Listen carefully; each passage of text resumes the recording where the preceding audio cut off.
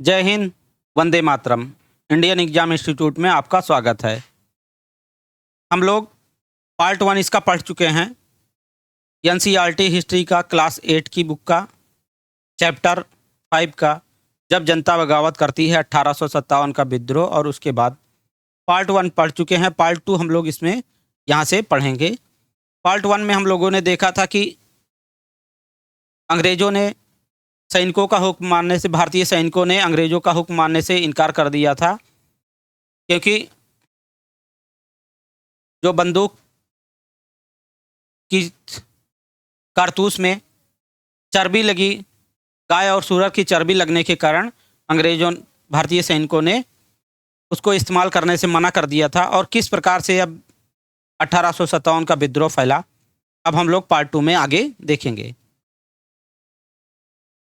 मेरठ से दिल्ली तक 8 अप्रैल 1857 को युवा सिपाही मंगल पांडे को बैरकपुर में अपने अफसरों पर हमला करने के आरोप में फांसी पर लटका दिया गया।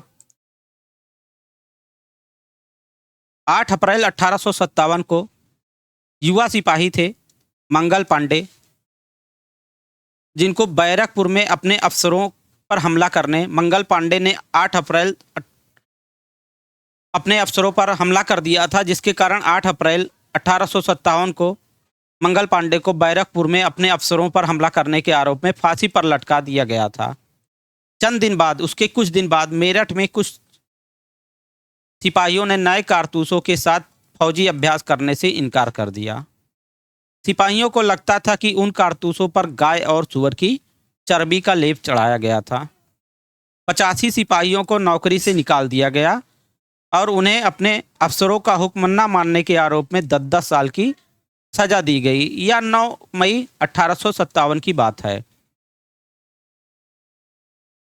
बहुत सारे सिपाहियों ने कारतूसों पर गाय और सूअर की चर्बी का लेप चढ़ा होने के कारण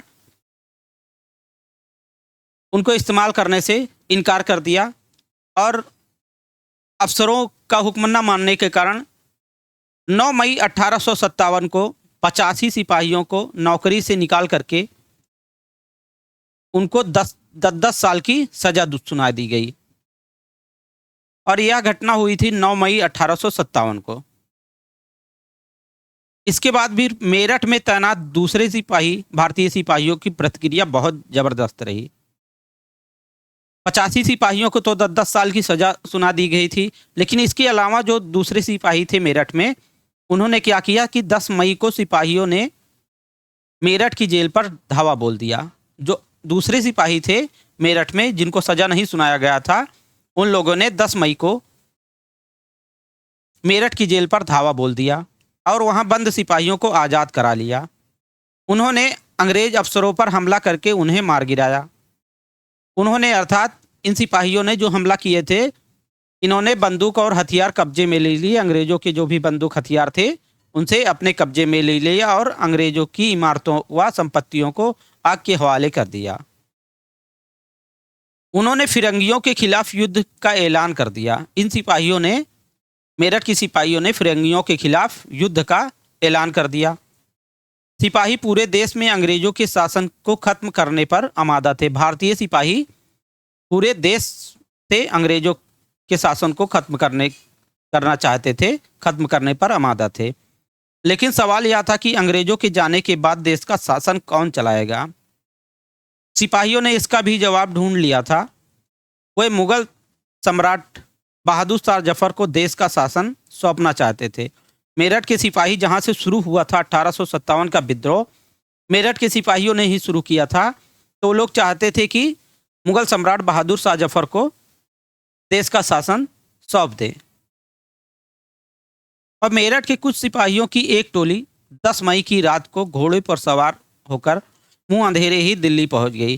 पहले तो इन लोगों ने, जो 9 मई को जिनको बंदी बनाया गया था, 10 साल की सजा सुनाई गई थी जो इनके अन्य साथियों को, उनको तो पहले मेरठ की जेल पर हमला करके उनसे छुड़ा लिया और वहाँ पे जो भी अंग्रेज सैनिक तैनात थे उनको मार गिराया और वहाँ की सारी संपत्तियों को आग के हवाले कर दिया। उसके बाद फिर मेरठ के कुछ सिपाहियों की एक टोली ने 10 मई की रात को ही घोड़े पर सवार होकर मुंह अंधेरे ही दिल्ली पहुंच गई।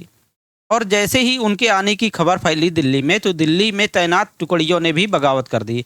दिल्ली में जो भारतीय सैनिकों की जो टुकड़ी थी, जब इनके पहुंचने की खबर सुनी, तो उन्होंने भी वहां पे बगावत कर दी। यहाँ भी अंग्रेज अफसर मारे गए। देसी सिपाहियों ने हथियार व गोला बारूद कब्जे में ले लिया और इमारतों को आग लगा दी। विजयी सिपाही लाल किले की दीवारों के आसपास जमा हो गए। वे बादशाह से मिलना चाहते थे और बादशाह अंग्रेजों की भारी ताकत से दो दो हाथ करने के लिए उस समय तैयार नहीं थे। लेकिन सिपाही भी अड़े रहे।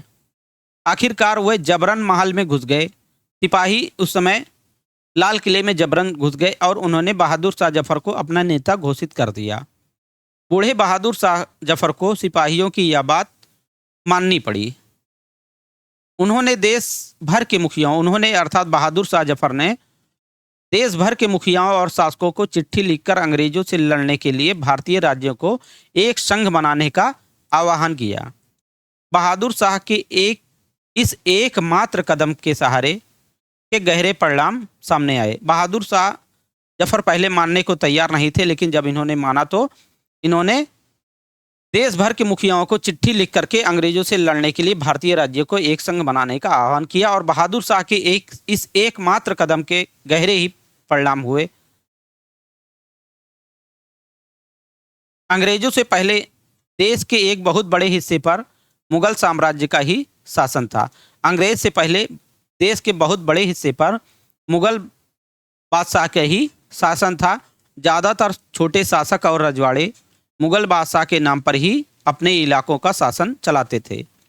ब्रिटिश शासन के विस्तार से भयभीत ऐसे बहुत सारे शासकों को लगता था कि अगर मुगल बादशाह दोबारा शासन स्थापित कर लें तो वे मुगल आधिपत्य में दोबारा अपने इलाकों का शासन बेफिक्र होकर चलाने लगेंगे। अंग्रेजों को इन घटनाओं की उम्मीद नहीं थी। उन्हें लगता था कि कारतूसों के मुद्दे पर पैदा हुई उथल पुथल कुछ समय में शांत हो जाएगी। लेकिन जब बहादुर शाह जफर ने बगावत को अपना समर्थन दे दिया तो स्थिति रातों रात बदल गई। अक्सर ऐसा होता है कि जब लोगों को कोई रास्ता दिखाई देने लगता है तो उनका उत्साह और साहस बढ़ जाता है। इससे उन्हें आगे बढ़ने की हिम्मत, उम्मीद और आत्मविश्वास मिलता है। बगावत फैलने लगी। यहाँ पे नाना साहब का चित्र यहाँ पे दिखाया गया है। बाजीराव पेशवा के दत्तक पुत्र थे नाना साहब, इनका चित्र दिखाया गया है। और यहाँ पे बहादुर शाह जफर का यहाँ पे चित्र दिखाया गया है। बहादुर शाह जफर उस समय बूढ़े हो चुके थे।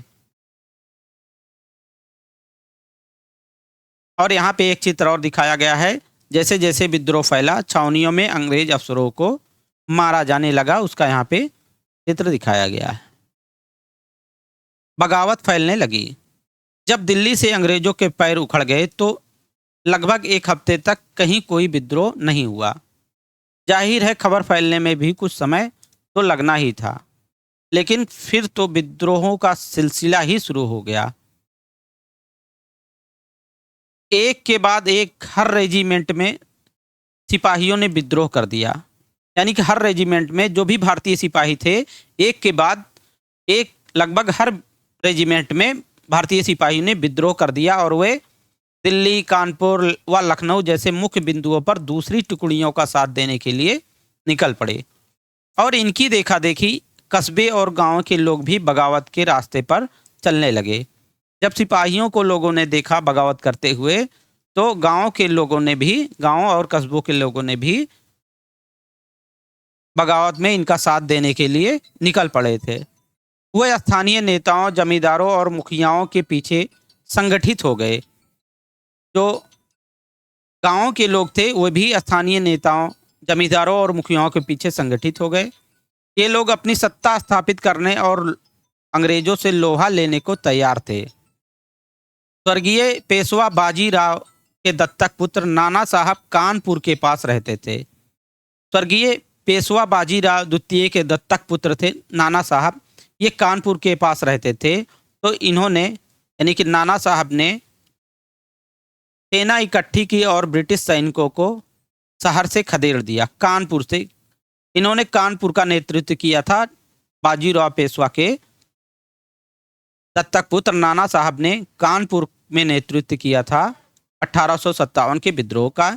इन्होंने सेना इकट्ठी की और ब्रिटिश सैनिकों को कानपुर शहर से खदेड़ दिया और उन्होंने खुद को पेशवा घोषित कर दिया।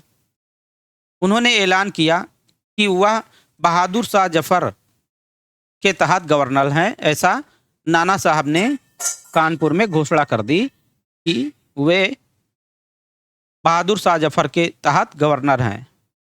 लखनऊ की गद्दी से हटा दिए गए नवाब वाजिद अली शाह के बेटे बिरजिस कद्र को नया नवाब घोषित कर दिया गया और लखनऊ में जो पहले गद्दी से हटा दिए गए थे नवाब वाजिद अली शाह के बेटे बिरजिस कद्र को लखनऊ में नवाब घोषित कर दिया गया। बिरजिस कद्र ने भी बहादुर शाह जफर को अपना बादशाह मान लिया और इनकी माँ बेगम हजरत महल ने अंग्रेजों के खिलाफ विद्रोह को बढ़ावा देने में बढ़ चढ़कर हिस्सा लिया। तो 1857 का विद्रोह का लखनऊ में नेतृत्व किया था बेगम हजरत महल ने लखनऊ में 1857 के विद्रोह का नेतृत्व किया था। इन्होंने अंग्रेजों के खिलाफ विद्रोह को बढ़ावा देने में बढ़ चढ़कर हिस्सा लिया और झांसी में रानी लक्ष्मीबाई भी विद्रोही सिपाहियों के साथ जा मिली। झांसी में रानी लक्ष्मीबाई भी विद्रोही सिपाहियों के साथ मिल गई और उन्होंने नाना साहब के सेनापति थे तात्या टोपे के साथ मिलकर अंग्रेजों को भारी चुनौती दी। झांसी में रानी लक्ष्मीबाई ने और मध्य प्रदेश के मांडला क्षेत्र में राजगढ़ की रानी अवंतीबाई लोधी ने 4000 सैनिकों की फौज तैयार की और अंग्रेजों के खिलाफ उनका नेतृत्व किया, क्योंकि ब्रिटिश शासन ने उनके राज्य के प्रशासन पर नियंत्रण कर लिया था। विद्रोही टुकड़ियों के सामने अंग्रेजों की संख्या बहुत कम थी। भारतीय विद्रोहियों के सामने अंग्रेजों की संख्या बहुत ही कम थी। बहुत सारे मोर्चों पर अंग्रेजों की जबरदस्त हार हुई। इससे लोगों को यकीन हो गया कि अब अंग्रेजों का शासन खत्म हो चुका है। अब लोगों को विद्रोह में कूद पड़ने का गहरा आत्मविश्वास मिल गया था। खास तौर से अवध के इलाकों में चौतरफा बगावत की स्थिति थी। 6 अगस्त 1857 को लेफ्टिनेंट कर्नल टाइटलर ने अपने कमांडर इन चीफ को टेलीग्राम भेजा। 6 अगस्त 1857 को लेफ्टिनेंट कर्नल टाइटलर ने अपने कमांडर इन चीफ को टेलीग्राम भेजा, जिसमें उसने अंग्रेजों के भय को व्यक्त किया था। उन्होंने कहा था कि हमारे लोग विरोधियों की संख्या और लगातार लड़ाई से थक गए हैं। एक एक गांव हमारे खिलाफ है, जमींदार भी हमारे खिलाफ खड़े हो गए हैं। ऐसा लेफ्टिनेंट कर्नल टाइटलर ने कमांडर इन चीफ को लिख करके टेलीग्राम में भेजा था। यहाँ दाईं तरफ रानी लक्ष्मीबाई का चित्र दिखाया गया है। ये रानी लक्ष्मीबाई है तलवार लिए हुए, और इधर इसके नीचे दिखाया गया है वीर कुंवर सिंह का चित्र दिखाया गया है। ये जमींदार थे। आगे हम लोग पढ़ेंगे इनके बारे में।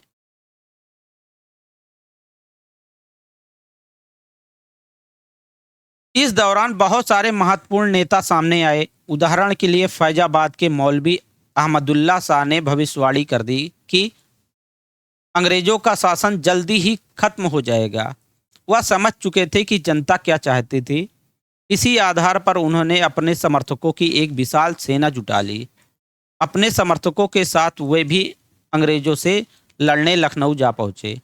दिल्ली में अंग्रेजों का सफाया करने के लिए बहुत सारे गाजी यानी कि गाजी का अर्थ होता है धर्म योद्धा इकट्ठा हो गए थे।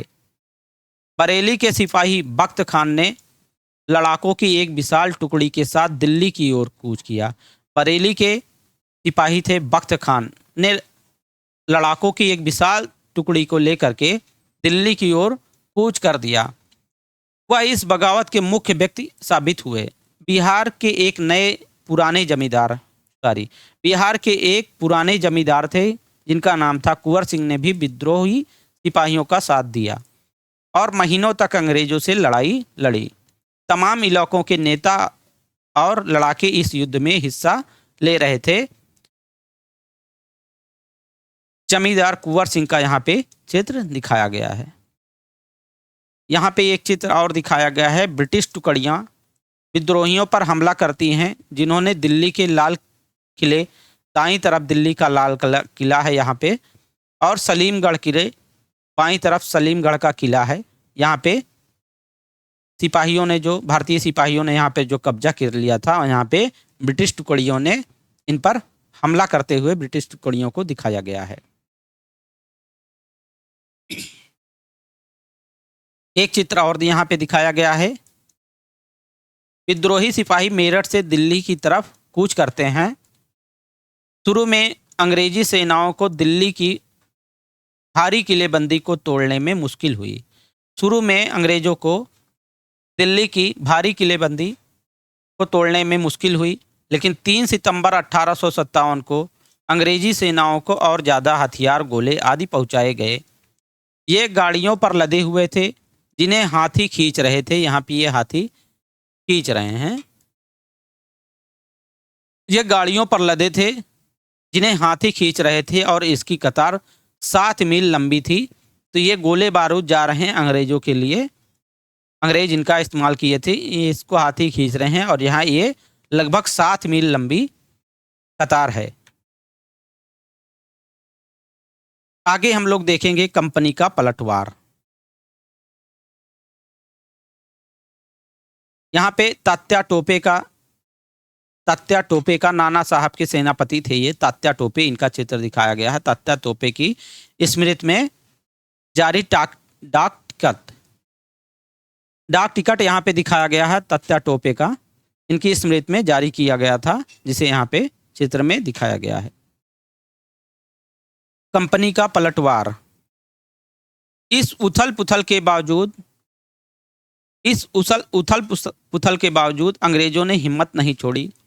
कंपनी ने अपनी पूरी ताकत लगाकर विद्रोह को कुचलने का फैसला किया। भारी विद्रोह से तो अंग्रेज जूझ रहे थे, लेकिन इसके बाद भी अंग्रेजों ने हिम्मत नहीं हारी, और कंपनी ने अपनी पूरी ताकत लगाकर इस विद्रोह को कुचलने का फैसला किया। इन्होंने, अर्थात अंग्रेजों ने, इंग्लैंड से और फौजी मंगवाए, विद्रोहियों को जल्दी सजा देने के लिए नए कानून बनाए, और विद्रोह के मुख्य केंद्रों पर धावा बोल दिया। सितंबर 1857 में दिल्ली दोबारा अंग्रेजों के कब्जे में आ गया। दिल्ली मुख्य केंद्र बिंदु था इस आंदोलन का, 1857 का। तो अंग्रेजों ने सितंबर 1857 में दिल्ली दोबारा अपने कब्जे में कर लिया। अंतिम मुगल बादशाह बहादुर शाह जफर पर मुकदमा चलाया गया। दिल्ली पर जब अंग्रेजों ने कब्जा कर लिया, तो मुगलों के अंतिम बादशाह बहादुर शाह जफर पर अंग्रेजों ने मुकदमा चलाया और उन्हें आजीवन कारावास की सजा दी, और उनके बेटों को उनकी आंखों के सामने ही गोली मार दी। बहादुर शाह जफर और उनकी पत्नी बेगम जीनत महल को अक्टूबर 1858 में रंगून जेल में भेज दिया गया, और इसी जेल में नवंबर 1862 में बहादुर शाह जफर ने अंतिम सांस ली।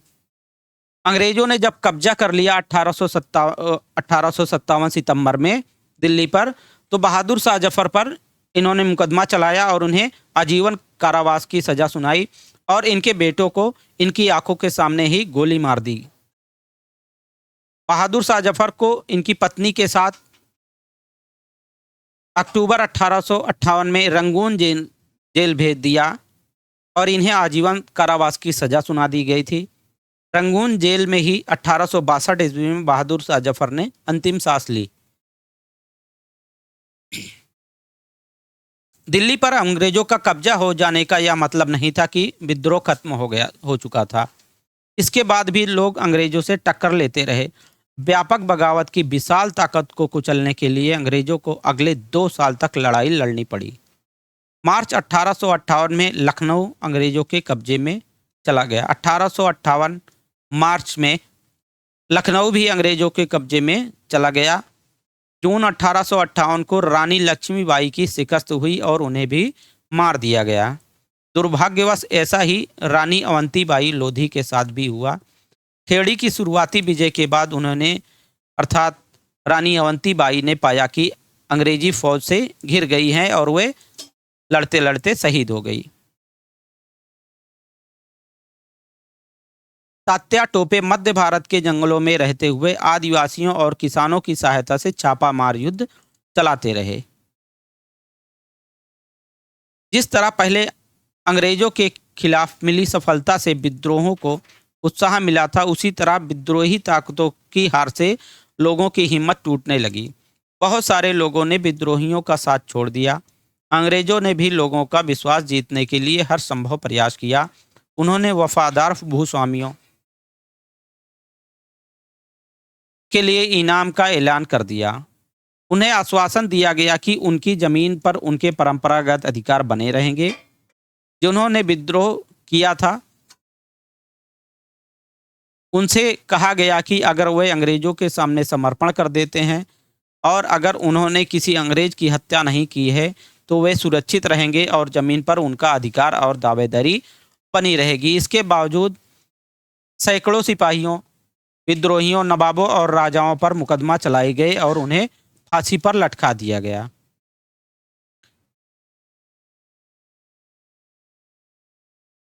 यहाँ पे एक चित्र दिखाया गया है जिसमें अंग्रेज टुकड़ियाँ दिल्ली में घुसने के लिए कश्मीरी गेट को बारूद से उड़ा देती हैं।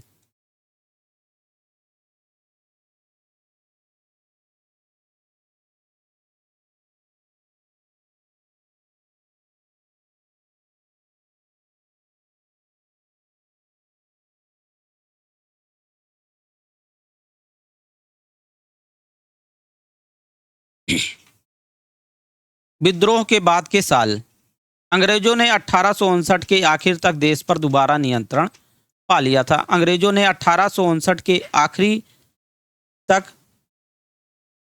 देश पर दोबारा नियंत्रण पा लिया था, लेकिन अब वे पहले वाली नीतियों के सहारे शासन नहीं चला सकते थे। अंग्रेजों ने जो अहम बदलाव किए वे निम्नलिखित हैं। 1857 की लड़ाई जब खत्म हुई, अंग्रेजों ने जब उस पर पूरी तरह से नियंत्रण पा लिया, तो उसके बाद अंग्रेजों ने कुछ नियम बदले, क्योंकि अब उस तरह से अंग्रेज लोग शासन नहीं चला सकते थे। यहाँ पे एक चित्र और दिखाया गया है दाईं तरफ। अंग्रेज टुकड़ियाँ कानपुर के पास विद्रोहियों को पकड़ लेती हैं। ध्यान से देखें तो किस तरह कलाकार ने अंग्रेज सिपाहियों को बहादुरी से विद्रोहियों पर धावा बोलते हुए यहाँ पे दिखाया गया है। 1859 तक अंग्रेजों ने देश पर पूरी तरह से नियंत्रण पा लिया था और उसके बाद इन्होंने बहुत सारे नियम में बदलाव किए। देखते हैं हम लोग अंग्रेजों ने इस युद्ध के बाद क्या क्या बदलाव किए। ब्रिटिश संसद ने 1858 में नया कानून पारित किया और ईस्ट इंडिया कंपनी के सारे अधिकार ब्रिटिश साम्राज्य के हाथ में सौंप दिए। 1858 में ब्रिटिश संसद ने इंग्लैंड की ब्रिटिश संसद ने 1858 में नया कानून पारित किया, जिसके अंतर्गत ईस्ट इंडिया कंपनी के सारे अधिकार ब्रिटिश साम्राज्य यानी कि ब्रिटिश सत्ता के सीधे ब्रिटिश शासन के हाथ में सौंप दिया गया। अब ईस्ट इंडिया कंपनी के हाथ में फिर इसके बाद शासन नहीं रहा, सीधे ब्रिटिश सरकार के हाथ में चला गया शासन, ताकि भारतीय मामलों को ज़्यादा बेहतर ढंग से संभाला जा सके। ब्रिटिश मंत्रिमंडल ने एक सदस्य को भारत मंत्री के रूप में नियुक्त किया गया। उसे भारत के शासन से संबंधित मामलों को संभालने का जिम्मा सौंपा गया भारत मंत्री को, और उसे सलाह देने के लिए यानी भारत मंत्री को सलाह देने के लिए एक परिषद का गठन किया गया, जिसे इंडिया काउंसिल कहा जाता था। भारत के गवर्नर जनरल को वायसराय का ओहदा दिया गया। जो भारत के गवर्नर जनरल थे, पहले गवर्नर जनरल का पद समाप्त कर करके उसके स्थान पे वायसराय का पद सृजित कर दिया गया। इस प्रकार उसे इंग्लैंड के राजा रानी का निजी प्रतिनिधि घोषित कर दिया गया, यानी कि अब सीधे ब्रिटेन की राजा या रानी के अधिकार में, सीधे ब्रिटिश सत्ता के अधिकार में कर दिया गया, नियंत्रण में, ईस्ट इंडिया कंपनी के नियंत्रण से भारत के शासन को हटा दिया गया। इस प्रकार उसे इंग्लैंड के राजा रानी का निजी प्रतिनिधि घोषित कर दिया गया। फलस्वरूप अंग्रेज सरकार ने भारत के शासन की जिम्मेदारी सीधे अपने हाथ में ले ली।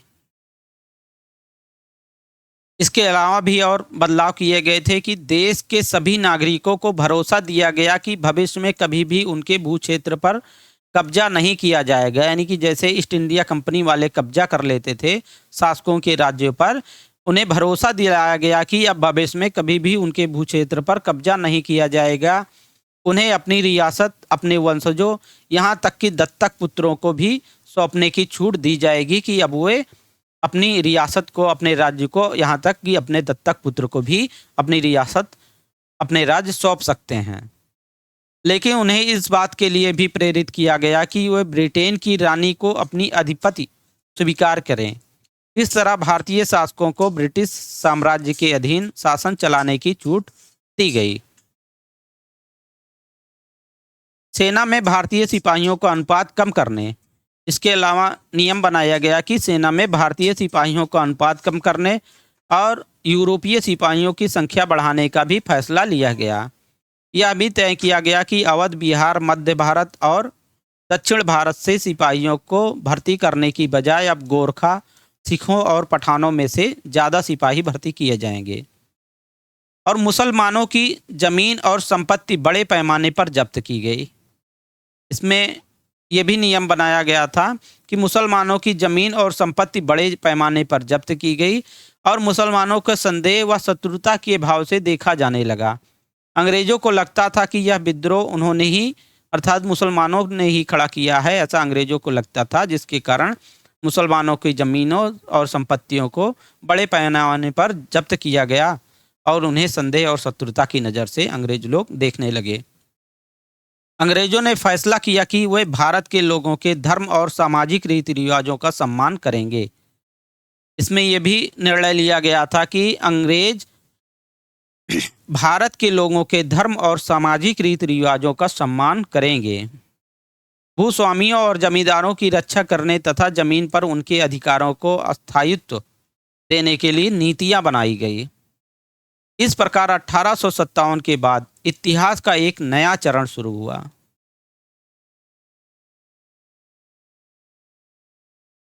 यहाँ पे कुछ मुख्य बिंदु दिखाए गए हैं। 1857 के मुख्य बिंदु लाल कलर से दिखाए गए हैं। ये लाल त्रिभुज वाले निशान जितने दिए गए हैं, ये 1857 के मुख्य केंद्र बिंदु थे और जो काले त्रिभुज से दिखाए गए हैं, ये विद्रोह के अन्य केंद्र थे। तो मुख्य केंद्र की बात करें तो मेन केंद्र था दिल्ली, मुख्य केंद्र बिंदु था, और मुख्य केंद्रों में था दिल्ली के बाद मेरठ, बरेली। मेरठ से ही ये विद्रोह शुरू हुआ था और धीरे धीरे पूरे भारत में फैल गया था। तो इसके मुख्य केंद्र थे दिल्ली, मेरठ, बरेली, फैजाबाद, लखनऊ, कानपुर और झांसी। ये मुख्य बिंदु थे विद्रोह के। इसके अलावा भी अन्य क्षेत्रों पर भी विद्रोह हुआ था 1857 का, जैसे सियालकोट, जालंधर, फिल्लौर, लाहौर, फिरोजपुर, सहारनपुर, रोहतक, मुरादाबाद, बुलंदशहर, अलीगढ़, मैनपुरी, फतेहगढ़, सीतापुर, बहराइच, नवाबगंज, गोंडा, सुल्तानपुर, प्रतापगढ़, जौनपुर, आजमगढ़, बनारस, दीनापुर, नौगंग, नागौर, सागर, जबलपुर, नशीराबाद, नीमच, महू आदि ये सब भी अन्य केंद्र हैं जहां पर 1857 का विद्रोह फैला था।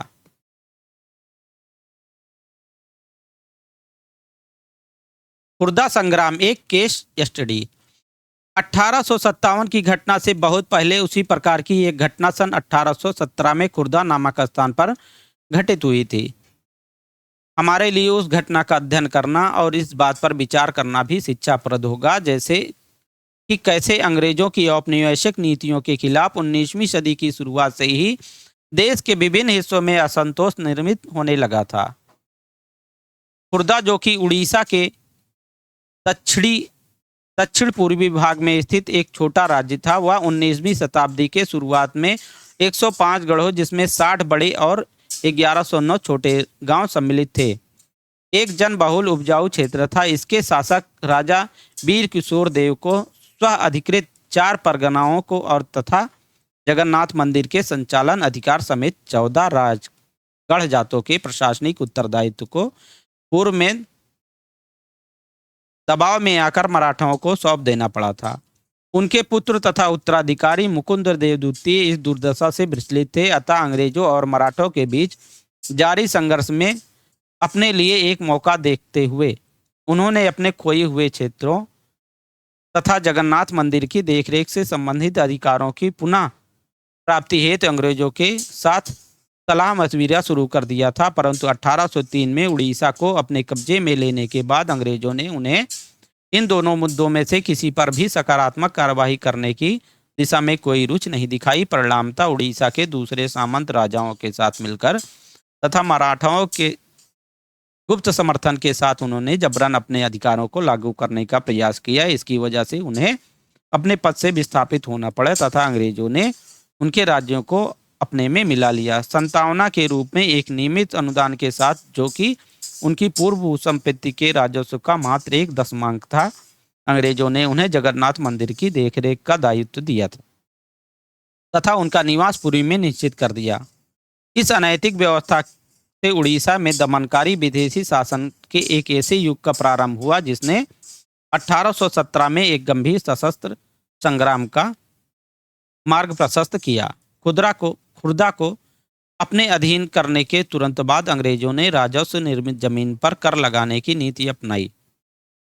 इसमें राज्य के पूर्व सैनिक वर्ग, जिन्हें पाइक के नाम से सैनिकों को राज्य में पाइक कहा जाता था, तो पूर्व में सैनिक वर्ग, जिन्हें पाइक के नाम से जाना जाता था, उनका जीवन बुरी तरह से प्रभावित हुआ। इस नीति की भयावहता राजस्व की मांग में अनुचित वृद्धि और इस वृद्धों की दमनकारी तरीके से और बढ़ गई। इस कार्यवाही के फलस्वरूप 1805 और 1817 के बीच में खुर्दा के बड़े पैमाने पर लोग जमीन छोड़कर चले गए। फिर भी अंग्रेजों ने अस्थायी बंदोबस्त के तहत राजस्व भुगतान की नीति को चालू रखा। इसमें जमीन की उपजाऊ क्षमता तथा रैयतों की भुगतान की क्षमता की अनदेखी करते हुए हर वर्ष राजस्व की मांग में वृद्धि की।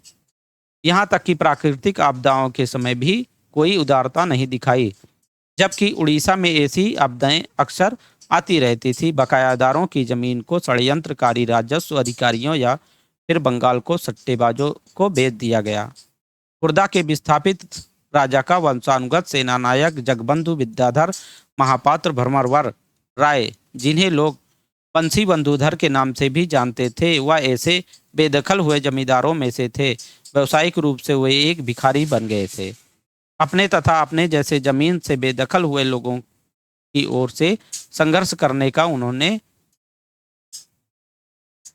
निश्चय किया। पूर्व में प्रायः 2 साल तक उन्होंने खुर्दा के लोगों को स्वैच्छिक अनुदान से अपना गुजारा किया। बीते हुए वर्षों के साथ साथ जो तकलीफें इन शिकायतों के साथ जुड़ी थी वे थी, अंग्रेजों द्वारा इस क्षेत्र में चांदी के सिक्कों का प्रचलन किया गया था और इस नई मुद्रा में जो चांदी की मुद्रा प्रचलित किया था, अंग्रेजों ने इसी मुद्रा में राजस्व के कर चुकाने पर जोर दिया जा रहा था और खाद्य सामग्री की कीमतों में अभूतपूर्व वृद्धि तथा नमक की आपूर्ति में कमी की, जो कि कंपनी के एकाधिकार नीति के चलते लगभग दुर्लभ हो गया था और उसके कारण उड़ीसा के पारंपरिक रूप से नमक बनाने वाले इस काम से वंचित हो गए थे। और स्थानीय जमींदारियों की कलकत्ता में नीलामी, जिसके कारण उड़ीसा में बंगाल के अनुपस्थित जमींदारों का आगमन हुआ था। इसके हम बहुत तेज पढ़ते रहे हैं, बहुत जरूरी नहीं है। इसके अतिरिक्त संवेदनशील तथा भ्रष्ट पुलिस प्रशासनिक व्यवस्थाओं ने भी स्थिति को और दुष्कर बना दिया, जिसके चलते होने वाले सशस्त्र संग्राम में और भयावह आकार धारण कर लिया। 29 मार्च 1817 को इस संग्राम की शुरुआत तब हो गई जब पाइकों ने कानपुर में स्थित पुलिस चौकियों और अन्य सरकारी संस्थानों पर हमला कर दिया और 100 से अधिक लोगों की हत्या करने के साथ साथ सरकारी खजानों में से एक बड़ी रकम लेकर चले गए। शीघ्र ही खुर्दा को केंद्र करते हुए इस घटना की लहर अलग अलग दिशाओं में फैल गई। उत्साह से भरे जमींदार और रैयत पाइकों के साथ मिलकर जो उनके साथ नहीं मिले उन्हें प्रताड़ित किया गया। एक कर मत दो अभियान शुरू कर दिया गया। अंग्रेजों ने पाइकों को उनके जमे हुए स्थानों से हटाने की कोशिश की, परंतु असफल रहे। 14 अप्रैल 1817 को बख्शी जगबंधु ने 5 से 10 हजार पाइकों और कंध जनजाति के योद्धाओं की अगुवाई कर पुरी को कब्जे में ले लिया और मुकुंद देव द्वितीय को उनकी झिझक के बावजूद राजा घोषित कर दिया गया। जगन्नाथ मंदिर के पुजारियों ने भी पाइकों को अपना भरपूर समर्थन किया। स्थिति को हाथ में निकलते हुए देख अंग्रेजों ने मार्शल लॉ वहां पर लागू कर दिया और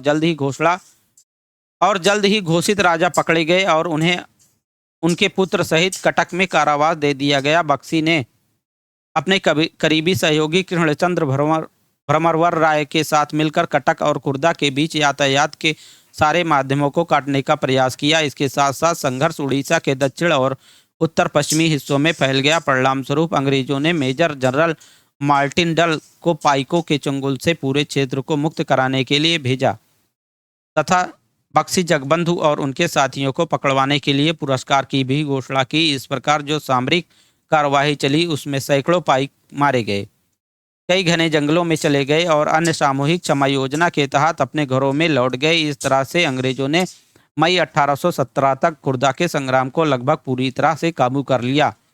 परंतु खुर्दा के बाहरी क्षेत्रों में बख्शी जगबंधु ने कुजंग के राजा जैसे सहयोगी की मदद से और पाइकों के उनके प्रति अटूट निष्ठा के कारण इस संघर्ष को मई 1825 तक जारी रखा।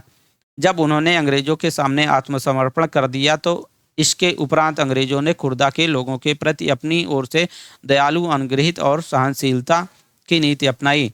पुलिस और न्यायिक व्यवस्था में आवश्यक सुधार किया। नमक की कीमतों में कमी की गई। जिन राजस्व अधिकारियों को भ्रष्ट पाया गया था उन्हें कार्य से निष्कासित कर दिया गया और बेदखल जमींदारों को उनकी जमीन लौटा दी गई। दिवंगत खुर्दा के राजा के पुत्र रामचंद्र देव तृतीय को पूरी स्वतंत्र कर पूरी जाने दिया गया और 26,000 रुपए के अनुदान के साथ उन्हें जगन्नाथ मंदिर की देखरेख का दायित्व भी सौंप दिया गया। संक्षेप में यह उड़ीसा में अंग्रेजों के विरुद्ध पहला लोकप्रिय सशस्त्र संघर्ष था जिसका उस क्षेत्र में ब्रिटिश शासन पर दूरगामी प्रभाव पड़ा। अतः इसे मात्र पाइक विद्रोह कहना, इसे कमतर कर आंकना होगा। यहाँ पे दिया गया है, कुछ प्रश्न दिया गया है कि झांसी की रानी लक्ष्मीबाई ने अंग्रेजों से ऐसी क्या मांग की थी जिसे अंग्रेजों ने ठुकरा दिया। तो झांसी की रानी लक्ष्मीबाई ने मांग किया था कि उनके पति की मृत्यु के बाद उनके गोद लिए गए पुत्र को राजा मान लिया जाए, परंतु अंग्रेजों ने इसे स्वीकार नहीं किया था। इस निवेदन को उनके ठुकरा दिया था। ईसाई धर्म अपनाने वालों के हितों की रक्षा के लिए अंग्रेजों ने क्या किया? तो अंग्रेजों ने नियम बनाया था कि अगर कोई ईसाई धर्म को अपनाता है तो उनके अपनाने वाले के पैतृक जमीन पर अधिकार बने रहेंगे। सिपाहियों को नए कारतूसों पर क्यों ऐतराज था? क्योंकि वहां अफवाह फैल गई थी कि नए कारतूसों पर गाय और सुअर की चर्बी का लेप चढ़ा हुआ है, इसीलिए सिपाहियों को नए कारतूस पर ऐतराज था। अंतिम मुगल बादशाह ने अपने आखिरी साल किस तरह बिताए? तो अंतिम मुगल बादशाह, इनको आजीवन कारावास की सजा दे दी गई थी। अंतिम मुगल बादशाह थे बहादुर शाह जफर। जब 1857 का विद्रोह दबा दिया गया तो इनके ऊपर मुकदमा चलाया गया और इनको आजीवन कारावास की सजा दे दी गई। इसके बाद और इनके बेटों को इनके आंखों के सामने ही गोली मार दी गई। इसके बाद इन्हें आजीवन कारावास की सजा मिलने के बाद रंगून भेज दिया गया। 1858 में इनकी पत्नी के समेत, बेगम जीनत महल इनकी पत्नी थी, उनके समेत इनको रंगून भेज दिया गया जेल में, जहां पे 1862 ईस्वी में इनकी मृत्यु हो गई। तो अंतिम आखिरी साल इन्होंने 1862 में रंगून जेल में बिताए थे।